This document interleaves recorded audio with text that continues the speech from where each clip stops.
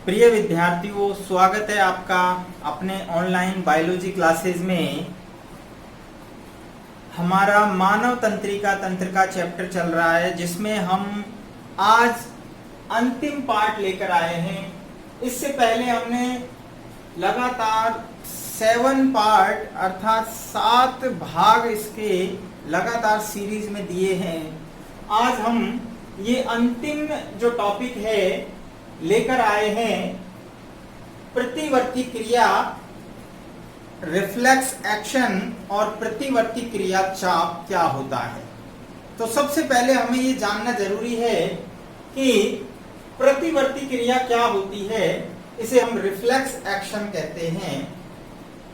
तो ये सबसे पहले बहुत जरूरी है कि प्रतिवर्ती क्रियाएं जो होती हैं वो सभी प्राणियों के अंदर पाई जाती हैं और इनका नियंत्रण जो है वो मेरुरज्जु के द्वारा होता है।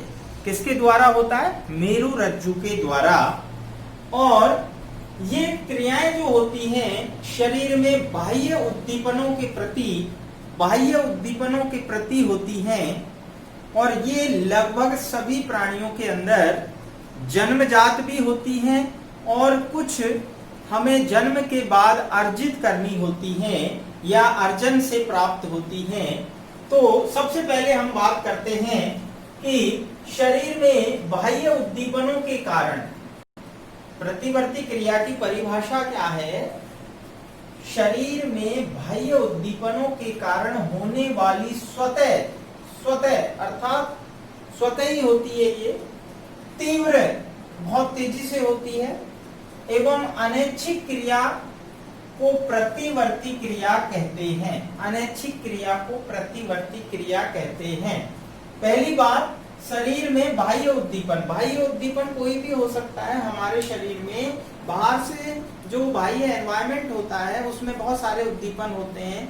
जैसे मान लीजिए ठंड है, गर्मी है, ठीक है, कोई नुकीली चीज जो है मान लो हमारे शरीर में चुभोई जा रही है, या तेज प्रकाश है, ये सभी, कोई गंध है, स्मेल, ये सब बाह्य उद्दीपन कहलाते हैं, जिनको हमारे शरीर में जो इंद्रियां होती हैं वो इनको महसूस करती हैं तंत्रिका तंत्र के द्वारा। तंत्रिका तंत्र से जब मैसेज आता है तो इन्हें हमें फील कराती हैं। तो जैसा हम अगले चैप्टर में पढ़ेंगे, जो हमारी ज्ञानेंद्रियां होती हैं, इंद्रियां कौन कौन सी होती हैं, वो सब हम अगले चैप्टर में पढ़ेंगे। तो यहाँ शरीर में बाह्य उद्दीपन के कारण होने वाली स्वतः तीव्र एवं अनैच्छिक क्रिया को प्रतिवर्ती क्रिया कहते हैं। उदाहरण के लिए जैसे हम बात करें, किसी गर्म या नुकीली वस्तु को छूने से हाथ का अचानक हटना। यदि आपके मान लो कोई गर्म चीज या नुकीली चीज आपके हाथ में यदि छू जाती है तो आप अचानक उसको तुरंत से हटा लेंगे। उसके लिए आपको सोचने की जरूरत नहीं होगी। चाहे आप कोई सा भी काम उस समय कर रहे हैं, तुरंत से आपका हाथ वहां से हट जाएगा। इसके अलावा स्वादिष्ट भोजन को देखकर आप देखते हैं कि बहुत अच्छा भोजन है, आपके मनपसंद भोजन है, यदि आपको वो दिखा दिया जाए तो आपके मुंह में लार आ जाती है, या उसकी स्मेल अगर आपको आ रही है तो भी आपके मुंह में लार का श्रवण होने लगता है। तो ये एक प्रकार की क्या है? ये एक प्रकार की प्रतिवर्ती क्रिया है, यानी किसी भी उद्दीपन के प्रति होने वाली एक प्रकार से रिफ्लेक्स एक्शन है। इसे हम यूं भी कह सकते हैं, किसी उद्दीपन के प्रति होने वाली अनुक्रिया, राइट। इसके बाद हम बात करते हैं कि ये 2 प्रकार की हो सकती है। प्रतिवर्ती क्रियाएं 2 टाइप्स की होती हैं, अर्थात 2 प्रकार की होती हैं।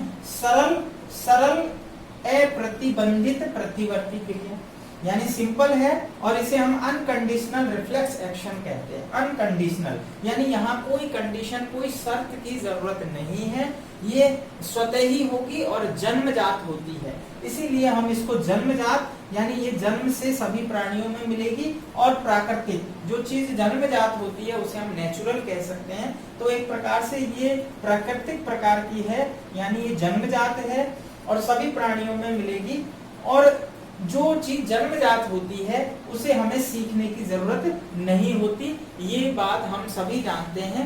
जन्मजात जो चीज है उसे हमें सीखने की जरूरत नहीं होती। तो यहाँ जो सरल अप्रतिबंधित प्रतिवर्ती क्रियाएं होती हैं, अनकंडीशनल रिफ्लेक्स एक्शन है, उन्हें हमें सीखने की आवश्यकता नहीं होती। ये सबसे इंपॉर्टेंट बात है कि इसे हमें सीखने की आवश्यकता नहीं होती, ये स्वतः ही होती है। नेक्स्ट बात है कि ये मस्तिष्क का नियंत्रण नहीं होता, इन पर मस्तिष्क का नियंत्रण नहीं होता है, क्योंकि हमने कहा कि ये मस्तिष्क के द्वारा डायरेक्ट निर्देशित नहीं होती, ये मेरुरज्जु के द्वारा निर्देशित होती है। उदाहरण की बात करें तो पलकों का अचानक से बंद होना। यदि मान लो आपकी आंखों के सामने कोई चीज इस प्रकार से यदि आती है अचानक से, तो आपकी आंखों की जो पलकें हैं वो बंद हो जाती है। जैसे ही मान लीजिए आपके आंखों पर कोई बाहर से कोई उद्दीपन ऐसा आ रहा है जिससे आपको लग रहा है कि इससे क्षति हो सकती है, तो आप स्वतः ही आंखें की जो पलकें हैं वो बंद कर लेंगे इस सुरक्षा की दृष्टि से। तो ये चीज अचानक होती है। इसी प्रकार यदि मान लो हम भोजन ले रहे हैं और अचानक से भोजन जो है हमारी ग्रास नाल की जगह यदि मान लो श्वसन नली अर्थात ट्रेकिया में यदि कोई भोजन का पार्टिकल्स चला जाए, तो अचानक से हमें धांसी या खांसी होने लगती है, जिसे हमने श्वसन तंत्र में भी आपको बताया। इसी प्रकार यदि बहुत तेज प्रकाश है, यदि आप बाहर जाते हैं तो अचानक से तेज प्रकाश है या टॉर्च से आपकी आंखों पर रोशनी डाली जाती है, तो ऐसे में हमारी जो पुतली का साइज है वो सिकुड़ जाता है, और यदि अंधेरे में जाते हैं तो पुतली का साइज बढ़ जाता है। तो ये क्या है, ये उद्दीपन के प्रति एक्शन जो है वो स्वतः ही दर्शाया जा रहा है हमारे संवेदी अंगों द्वारा। इसके अलावा गुदगुदी का होना, यदि मान लो बाहर से यदि कोई आपके गुदगुदी करता है, तो अचानक जो है उद्दीपन जो है हमारे शरीर में जो है उससे हम हाथ को हटा लेंगे या पैर को जोर से झटकेंगे, तो ये क्या है, गुदगुदी होना भी एक प्रकार से क्या है, एक प्रकार से प्रतिवर्ती क्रिया है। कौन सी, सरल और अप्रतिबंधित प्रतिवर्ती क्रिया। तो ये लगभग सभी प्राणियों में होगी। नेक्स्ट हम दूसरे प्रकार की जो होती है उसे हम कहते हैं प्रतिबंधित या प्रानुकूली या उपार्जित प्रतिवर्ती क्रियाएं, जिसे हम एक्वायर्ड रिफ्लेक्स एक्शन या जिसे हम कह सकते हैं कंडीशनल रिफ्लेक्स एक्शन। तो कंडीशनल में यहाँ पर कंडीशन होगी, अर्थात यहाँ पर कोई शर्त हम रखते हैं और उसके साथ व्यक्ति को जो है मोटिवेट करते हैं किसी चीज को सीखने के लिए। तो यहाँ हम इसको समझने से पहले ये बता दें कि इस क्रिया को विस्तार से समझाने के लिए रूसी वैज्ञानिक जो कि जिनका नाम है यहाँ पर इवान पावलोव।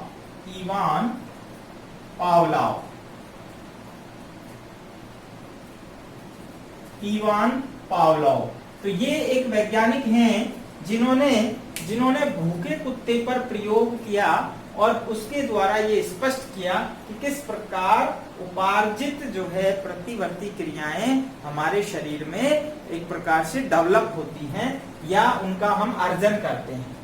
तो यहाँ जब हम बात करते हैं तो ये कृत्रिम प्रकार की है, अर्थात ये कृत्रिम है, जन्मजात नहीं है। इन्हें अर्जित अर्थात इन्हें ग्रहण की जाती है, इन्हें सीखा जाता है जन्म के बाद, तो इनको सीखना पड़ता है।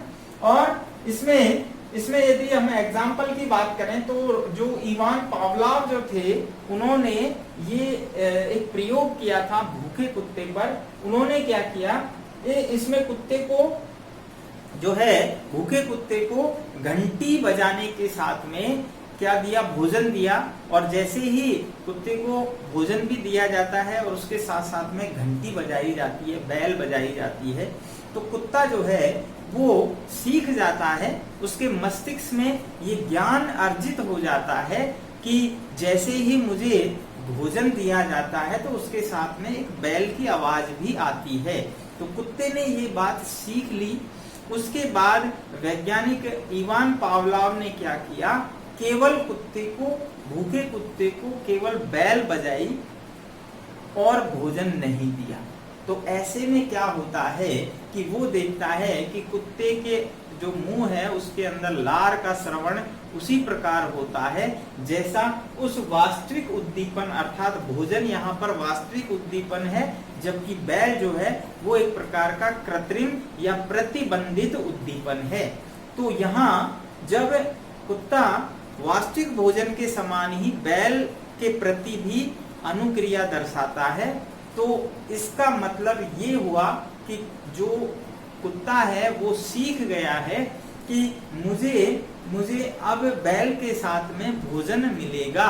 तो उसी के परिणाम स्वरूप उसकी जो है जो लार है वो स्रावित होती है। उस लार को उसने नली के माध्यम से मापा वैज्ञानिक ने, तो लार उतनी ही स्रावित होती है जितनी वास्तविक भोजन उद्दीपन के द्वारा उस समय स्रावित होती है। तो इसका मतलब क्या हुआ, यहाँ पर इसमें कुत्ते को वास्तविक उद्दीपन के साथ प्रतिबंधित उद्दीपन अर्थात जो घंटी है वो देकर उसे वास्तविक उद्दीपन के समान ही अनुक्रिया के लिए प्रेरित किया जाता है।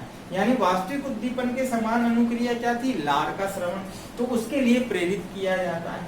ऐसे में क्या होता है, कुत्ता सीख जाता है। तो इससे कुत्ता भोजन के स्वाद को मस्तिष्क में याद कर लेता है और प्रतिबंधित प्रतिवर्ती क्रिया का विकास कर लेता है। अर्थात वो घंटी के साथ में उसका जो है जुड़ाव हो जाता है और वो सीख जाता है कि जैसे ही घंटी बजेगी भाई मुझे भोजन मिलेगा। लेकिन उसने जो है भोजन को देना बंद कर दिया, लेकिन लार का श्रवण हुआ। लेकिन लगातार अगर ये करेंगे तो फिर वापस से जो है वो क्रिया उसका विलोप होता चला जाता है। तो ये प्रयोग काफी इसने किया।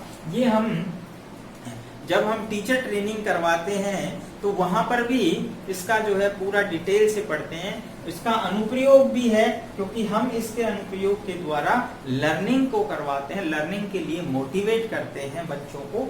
तो यहाँ उदाहरण की जैसे हम बात करें कि जो कंडीशनल जो हमारे शरीर में प्रतिवर्ती क्रियाएं होती हैं, जैसे हम मान लीजिए रोड पर चल रहे हैं और अचानक से कोई गाड़ी आती है सामने से, तो हम बाइक चला रहे हैं या साइकिल चला रहे हैं तो अचानक से ब्रेक लगा देते हैं, या कोई रोड क्रॉस कर रहा है तो हम अचानक से ब्रेक लगा देंगे, उसमें हमें सोचने की जरूरत नहीं होगी। ठीक है। इसके अलावा किसी से बात करते समय हम बात भी कर रहे हैं और साइकिल भी चला रहे हैं, तो दोनों काम साथ साथ हो रहे हैं। तो ये हमने क्या है, अर्जित किया है। अर्जित ज्ञान से हम इस प्रकार की जो है रिफ्लेक्स एक्शन जो है दर्शा रहे हैं। इसी प्रकार हम बात करें तो ऐसे बहुत सारी रिएक्शंस हो सकती है कि हम जो है बात करते हुए जो है अपने जो है जो शूज है उनके जो है उसको बांध रहे हैं। तो ये सारा जो क्रियाएं हैं वो कैसी हैं, प्रतिबंधित अर्थात वो कंडीशनल जो है रिफ्लेक्स एक्शन है, जिन्हें हमने अर्जित किया है, उन्हें हमने सीखा है, जबकि अनकंडीशनल को सीखने की जरूरत नहीं होती। सबसे इंपॉर्टेंट बात क्या है यहाँ पर, सबसे इंपॉर्टेंट बात जो समझने की है, इसका अनुप्रयोग अर्थात इसका हम एप्लीकेशन क्या होगा हमारे जीवन में। तो ध्यान रखना, इससे मैंने शॉर्ट में एक ही लाइन लिखी है कि सीखने को प्रेरित करना। हम यहाँ पर देखते हैं कि छोटे बच्चों में खास तौर से जो प्राइमरी लेवल के बच्चे होते हैं उनको मोटिवेट करते हैं। जैसे उदाहरण के लिए मान लीजिए हम कहते हैं कि बेटा आप ये जो आज जो होमवर्क दिया है इसको आप जल्दी से फिनिश कीजिए, आपको एक चॉकलेट मिलेगी। तो बच्चा क्या करता है, उसमें तुरंत जो है होमवर्क को फटाफट कर लेता है, उसको चॉकलेट दी जाती है, वो खुश हो जाता है। इस प्रकार आप इस प्रक्रिया को कई बार दोहराते हैं तो बच्चा ये सीख जाता है कि मुझे जल्दी से होमवर्क करने के बाद एक चॉकलेट जो है पुरस्कार रूप में मिलेगी। तो जब मान लो आप बाद में चॉकलेट नहीं भी देंगे तो भी बच्चा वो पहले से ही अपना होमवर्क कर लेगा, अर्थात वो सीख जाता है कि मुझे अपना काम जल्दी से करना है। इसी प्रकार हम कोई अभिवादन करना सिखाते हैं बच्चे को कि आप जो है जो अपने कोई मान लो रिलेटिव आते हैं तो उनको आप अभिवादन करिए तो आपको जो है टॉफी मिलेगी। तो कहने का मतलब है यहाँ पर हम कंडीशनल से बच्चे को लर्निंग करा रहे हैं, उसको ज्यादा से ज्यादा सीखने के लिए मोटिवेट करते हैं। और यही तरीका होता है बच्चों को किसी भी चीज से पुरस्कार के स्वरूप जो है हम किसी भी क्रिया को सिखाने के लिए मोटिवेट करते हैं। तो इसके बाद आप इसका स्क्रीनशॉट ले सकते हैं। और नेक्स्ट जो हमारा होगा कि प्रतिवर्ती क्रिया से किस प्रकार मैकेनिज्म यानी क्रिया विधि क्या होती है और इसका प्रतिवर्ती क्रिया छाप क्या होता है।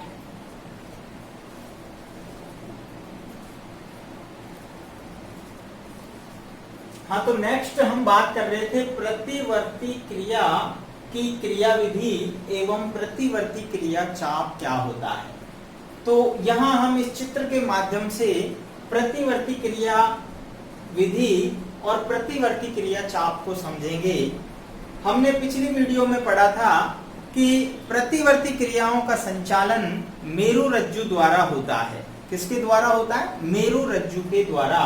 तो ये मेरुरज्जु की अनुप्रस्थ काट है, जिसकी हमने वीडियो पिछली उसमें डिटेल से पढ़ी थी। अब इस वीडियो के अंदर हमने प्रतिवर्ती क्रिया को समझाने के लिए किस प्रकार होती है, फिर से मेरुरज्जु की अनुप्रस्थ काट और उससे जुड़ा हुआ प्रतिवर्ती क्रिया चाप, ये प्रतिवर्ती क्रिया चाप है जिसको हमने दिखाया है। तो यहाँ आप इसको विस्तार से समझेंगे तो प्रतिवर्ती क्रियाओं में कहीं भी आपको प्रॉब्लम नहीं आएगी। सबसे पहली बात तो हम ये देखते हैं कि हमने जो तंत्रिकाएं पढ़ी थी वो 3 प्रकार की होती हैं। संवेदी तंत्रिका, जिसे संवेदी न्यूरॉन कहते हैं, ये संवेदनाओं को संवेदी अंगों से मेरुरज्जु और मस्तिष्क तक ले जाने में हेल्प करती है। जबकि चालक या मोटर न्यूरॉन होती है वो मेरुरज्जु से सूचनाओं को कार्यकारी अंगों या प्रभावी अंगों तक ले जाती है और हमें सूचनाओं का ज्ञान हो जाता है, अर्थात बाह्य उद्दीपन का एहसास होता है। तीसरे प्रकार की मिश्रित होती है, तो यहाँ हम कह सकते हैं ये मिश्रित प्रकार की, जिसे हम मेरु तंत्रिका कहते हैं। मेरु तंत्रिका ये मिश्रित प्रकार की थी। तो ये हमने जो स्पाइनल नर्व्स हैं वो आपको बताई थी मिश्रित प्रकार की प्रवृत्ति की होती है, अर्थात दोनों का काम करती है। तो यहाँ समझते हैं किस प्रकार से देखिए प्रतिवर्ती क्रिया होती है। मान लीजिए बाह्य उद्दीपन बहुत सारे हो सकते हैं, कोई भी उद्दीपन है, कोई भी एग्जाम्पल हम ले सकते हैं। जो उससे संबंधित ऑर्गन है, चाहे वो आंख आप ले सकते हैं, तो यहाँ आप प्रकाश और अंधकार लेंगे। हमने यहाँ त्वचा को लिया है। मान लीजिए त्वचा है, ये इसको हम कहते हैं स्पर्श इंद्रियां, अर्थात स्पर्श का ज्ञान कराने वाली इंद्रियां। तो ये जो है एक प्रकार का संवेदी अंग है। त्वचा जो है वो क्या है? संवेदी अंग है, सेंसरी ऑर्गन, संवेदी अंग, राइट। तो संवेदी अंग जो होते हैं सेंस ऑर्गन, तो यहाँ जो त्वचा है वो स्पर्श, दाब, ताप इनको महसूस कराने के लिए इंद्रियां होती हैं। तो उद्दीपन जो है, बाह्य उद्दीपन यानी जो स्टिमुलस है वो क्या है? ताप। तो टेम्परेचर जैसे ही मान लो स्किन पर कोई गर्म चीज लगाई जाती है, तो यहाँ से संबंधित जो तंत्रिकाएं हैं, त्वचा के नीचे जो हमारी तंत्रिकाएं होती हैं, उसमें संवेदी न्यूरॉन वो क्या करती है? संवेदनाओं को संवेदी अंगों से, अर्थात त्वचा से कहाँ लेकर जाती है? मेरुरज्जु में। आपको बताया था संवेदी तंत्रिका का काम क्या होता है। जो संवेदी न्यूरॉन है, सेंसरी न्यूरॉन, वो संवेदी अंग अर्थात त्वचा जो है संवेदी अंग है, वहां से संवेदनाओं को लेकर जाती है।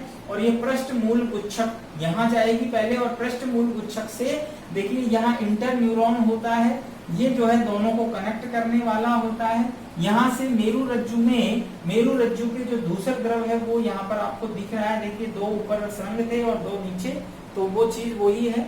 यहाँ पर मेरुरज्जु में जाने के बाद ये मस्तिष्क को भेजी जाती है और मस्तिष्क से यहाँ से वापस। तो कहने का मतलब यहाँ पर ये है, हमें यहाँ मस्तिष्क को केवल इससे दिखाया है किस प्रकार ये जुड़ा होता है, लेकिन जो प्रतिवर्ती क्रियाएं हैं वो मेरुरज्जु से ही कनेक्ट रहती हैं, मेरुरज्जु से ही संचालित होती हैं। तो यहाँ आप देख रहे हैं कि इंटर न्यूरॉन जो है, इंटर न्यूरॉन वो होते हैं जो संवेदी और प्रेरक न्यूरॉन्स को आपस में कनेक्ट करते हैं। और यहाँ पर फिर यहाँ जो प्रेरक तंत्रिका होती है, आप देख रहे हैं प्रेरक तंत्रिका मोटर न्यूरॉन क्या करती है? सूचनाओं को आवेगों के रूप में, अर्थात जो आवेग हैं वो जा रहे हैं किसके पास जाएंगे? त्वचा जो है, जिस ऑर्गन पर ताप यानी बाह्य उद्दीपन आया है उसकी पेशियों पर जाती है, अर्थात मांसपेशियों पर जाकर सूचनाओं को देती है। और ये मांसपेशियां इस समय कार्यकारी या प्रभावी अंग होता है।